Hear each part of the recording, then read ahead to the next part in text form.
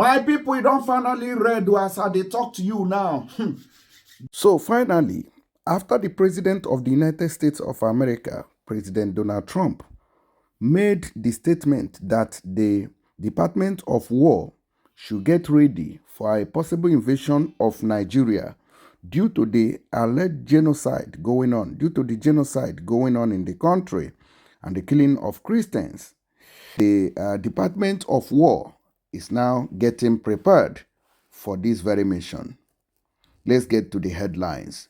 They say that the U.S. Department of War begins preparation to invade Nigeria over Fulani terrorist herdsmen attack on Christians and the jihadist threat against the entire country.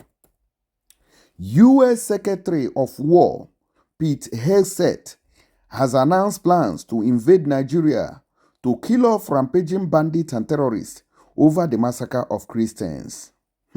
This is getting more interesting. Mr. Hegseth made the announcement on Saturday, responding to President Donald Trump's order for U.S. soldiers to prepare for a potential offensive invasion of northern Nigeria. This is the reason why there is an uproar from different departments in the country, especially the political sector. Remember that a lot of politicians have been fingered in the insecurity ravaging the country, Nigeria. Several Christians have been killed in their numbers, and there have been several burials, in fact, mass burials of thousands of people at once. Fulani terrorist herdsmen will come at once and wipe an entire community, killing mothers and children, burning down their properties, and even taking over these places or spaces. The killing of innocent Christians in Nigeria anywhere must end, and immediately. The Department of War is preparing for action, Mr. Hegseth said. Either the Nigerian government protects Christians, or we will kill the Islamic terrorists who are committing these horrible atrocities. My people, now the ball lies in your court. Would you support the U.S.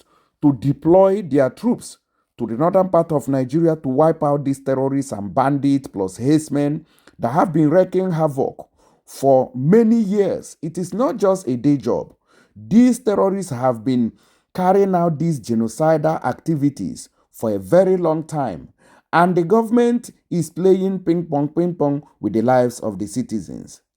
In fact, on several reports, the Sahara News report have had it that even when the Nigerian Air Force tries to quell these attacks, they end up bombing civilians who are either having a child's dedication or wedding ceremony in the northern part of this country. On Friday, Mr. Trump declared Nigeria a country of particular concern, citing the killing of Christians by Islamic Fulani terrorist jihadists. Mr. Trump's declaration followed weeks of massive online campaign by top U.S. lawmakers, including Ted Cruz, Riley Moore, and Nancy Mace, among others. The Christian Association of Nigeria also seconded the campaign against Christian genocide, calling for international intervention. Responding to Mr. Trump's declaration, President Bola Ahmed Tinubu, who had repeatedly denied the genocide in Nigeria, said, "Our administration is committed to working with the United States government and the international community to deepen understanding and cooperation on the protection of communities of all faiths." This is what the President of Nigeria is saying, although some people have said that this is practically impossible, that there is no way Nigeria government can be there and the U.S. would have access to the country and invade it. Now, some of you have forgotten what happened last time. I'm going to tell you what a man wrote on Facebook, on social media, concerning this very move. He said that a lot of people don't take things into consideration or don't seem to understand how things work. They think that the U.S. is always playing. But to be sincere with you, the US has all it takes to invade Nigeria even without their knowledge. Now, I'm going to give you full details of what they said. Now, look at... Guys, let's proceed. Now, according to what Donald Trump said while putting Nigeria as a country of particular concern, he said, and I quote, "Christianity is facing an existential threat in Nigeria. Thousands of Christians are being killed. Radical Islamists are responsible for this mass slaughter. I'm hereby making Nigeria a country of particular concern, but that is the least of it. When Christians or any such group is slaughtered like is happening in Nigeria, 3,100 versus 4,476 worldwide, something must be done. I'm asking Congressman Riley Moore, together with Chairman Tom Cole and the House Appropriations Committee, to immediately look into this matter and report back to me. The United States cannot stand by while such atrocities are happening in Nigeria and the numerous other countries. We stand ready, willing, and able to save our great Christian population around the world." That's the statement coming from the President of America.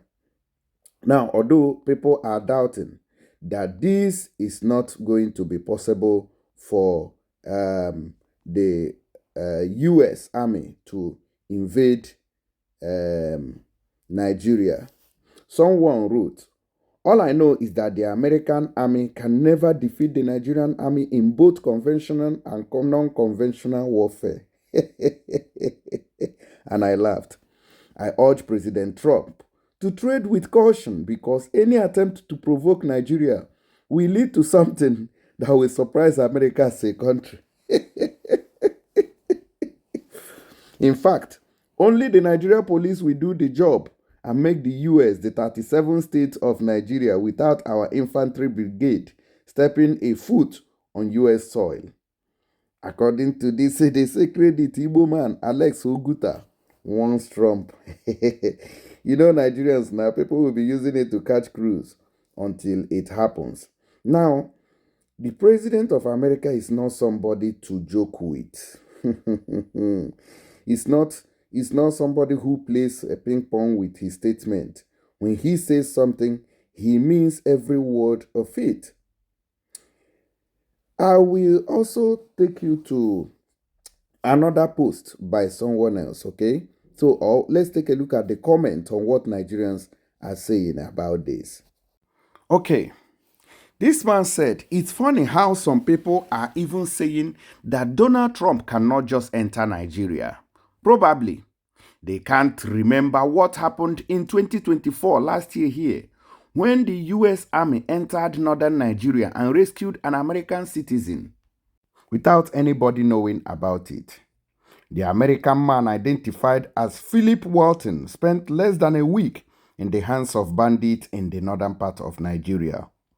Walton was abducted early Tuesday morning from his farm in Masalata in southern Niger State by kidnappers who demanded a ransom from the man's father.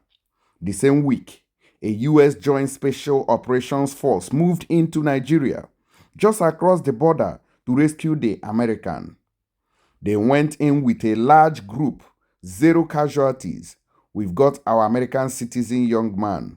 We got our young man back, U.S. President Donald Trump said on election day. According to reports, the security agencies in Nigeria didn't even know about the operation till the U.S. released a statement about it. I'm reminding this incident to Nigerians what happened in 2024 to know the power of the U.S. The threats by Donald Trump shouldn't be allowed for people like Rain Omokri and Femi Fani-Kayode to defend. Nigeria's image has been battered already. President Tinubu should act fast now to save the day. Wisdom Wedene wrote this on Facebook. You can imagine. So people have known that Nigeria as a country is a failure. That is why these things are happening. Dick and Tom can come in and do what they like. Terrorists from different parts of Africa are storming Nigeria, trooping in, doing all sorts and having a field day. My people, what do you think? Should Donald Trump go ahead and do what he is saying that he wants to do in Nigeria? Or do you think that the Nigerian government can handle this situation by themselves? Please let us know in the comment. Share this video, give it a like, and also drop your comment. God bless you. So guys, you don't say to I beg, I want to plead with every one of you, all my fans and people who love what I do. Please, if you want to send money to Nigeria right now, all you have to help me do is just to download lemfi app on your Play Store or App Store. Okay, just download it and fill the form, then use my promo code. That's the only way you can support me. Thank you very much, and God bless all of you. Bye.